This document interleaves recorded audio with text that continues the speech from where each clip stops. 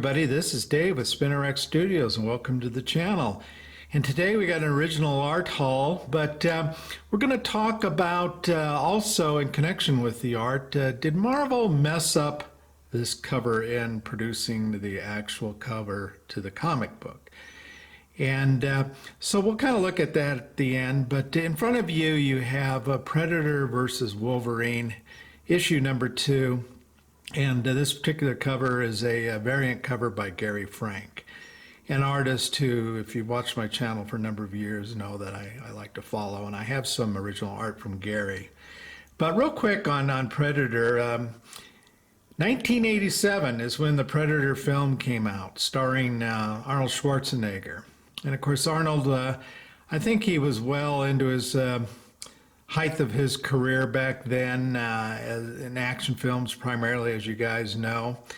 And interestingly, this movie, I think you'll find interesting, had a budget of $15 million, a fair amount of special effects, and as I recall, not bad special effects. I think I haven't watched the movie for quite a while. I'm sure if you watched it now, it would be probably somewhat primitive, but back then I think the special effects were pretty good. But in 2019, of course, this was a 20th Century Fox property, as was Aliens. And in 2019, Disney acquired 20th Century Fox. And so I think a lot of comic book collectors were expecting at some point the Predator line to kind of come into or to integrate into the Marvel Comics line. And I believe this is the first comic book series where the Predator has been involved with Marvel heroes, and Wolverine, not a big surprise, very logical, a Marvel hero to interact with the Predator, considering the abilities of each character. But anyway, I did have an opportunity to pick up the original art for this piece, and here it is. And let me kind of move the camera here and see if I can't get both of them in. And as I mentioned, this was a variant cover by Gary Frank. And why did I buy this particular cover? Well, first of all, of my rather small collection of original art, most of it is DC. I don't have a lot of Marvel stuff. And of course, Gary has been doing DC work primarily for quite a number of years now. So I think the cover is very striking. I mean, first of all, look at all the detail going on.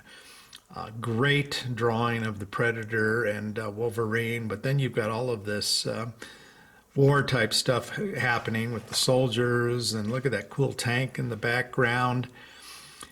And you know, it's just it's amazing to me, you know, how I'm doubtful that I don't know if Gary ever drew Predator prior to this. If he had, probably not very much practice at it, but it's always amazing to me how these top-notch artists can seemingly draw almost anything, even stuff that they've never had much experience in drawing. And then, of course, you've got Wolverine, who's one of the top Marvel characters, certainly I think probably in the top 5 of most popular Marvel characters.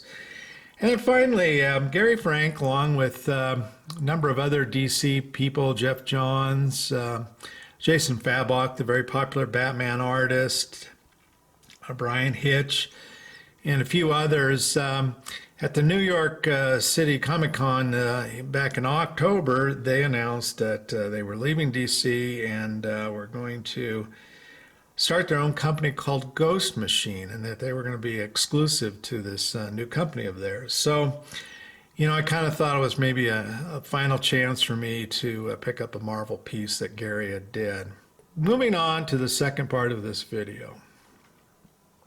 And you've had the original cover and the original comic book as produced in front of you now.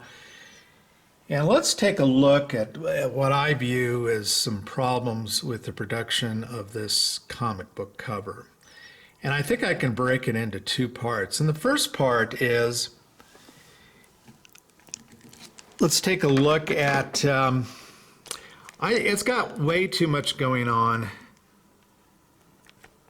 as far as logos and just things taking up the cover. I mean, first of all, you've got this 20th Century Studios branding that you've got going on. I guess Disney is going to keep that 20th Century logo. Of course, they've changed it from Fox to Studios. So they've got that branding there. And, you know, ordinarily, of course, you would have the Marvel information up in this corner where there's not much going on. But because of that logo up in that corner, they had to put the Marvel logo and the issue number and price and what have you down in this corner. And the thing about that is, if you look at the original, you've got this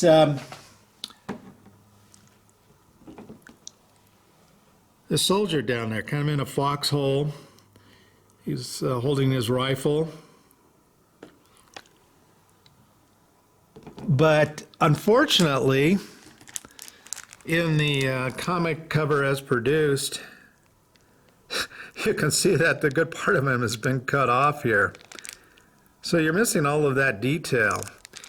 The other thing is that usually a lot of times the UPC code would be down here in this corner. Well, they had to move the UPC code over to this corner here, and this was really sad in my opinion, because if you look at the original, Gary drew this soldier. It appears to be a dead soldier. And really a striking drawing of the guy laying there. Look at his hand is there. Not clear, maybe he's not dead, maybe he's just been knocked out. But look at the drawing on the hand there. But I think it really adds to this cover, you know, and kind of the war scene of what's going on. And sadly, that basically is completely missing with the UPC code there. You know, I don't understand why they have to put the UPC code on the cover. You know, a lot of Virgin covers, they have it on the back cover. I don't know why they can't move the UPC code on all comic book covers to the back. It is just really glaring, and here you can see it just, it really degrades from the original cover. But if that isn't enough, there's actually a second thing going on here. And once again, I'll kind of let you look at it. Let me trying to get that glare out there. And it has to do with both sides of the book. Let's take the right side first. Notice that in the original, you can see the entire Predator's arm and hand here, and then you've got a soldier right there. We'll take a look at the comic as produced. Notice the hand, you can virtually barely see any of it. You can just see 2 or 3 fingers there. The poor soldier down there has been, he's been cut in half. Let's take a look at the other, the spine side. In the original, we've already talked about that soldier there being kind of cut off by a logo. But here you've got this just cool drawing of a tank. You can see pretty much almost all of the turret. If you notice, you can also see a good part of the front of the track. And just a lot of detail that I think adds to the cover. And sadly, when you look at the original, look at that. A good portion of the tank has been cut off. You really see very little of the turret and I don't think you see any of the track of the tank. So you just lose all of that detail of the tank and the impact that the tank makes. I mean, you do get to see the entire gun barrel, but and then they've got this little, if you can see it, this little margin here. I don't know what the hell, why they put that in there. It's detracting. It, like I said, it takes away from the original drawing. So, in any event, you can see that they've significantly cropped both sides of this cover. So I'd like to hear what you guys think. I think it's a significant miss on the production of this cover.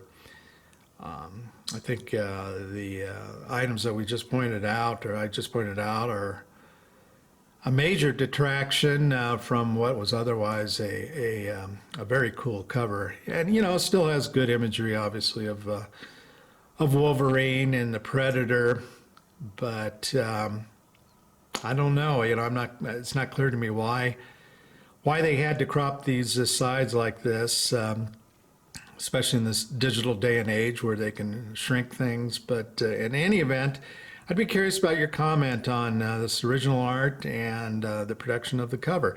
So I hope you guys are doing well, and take care.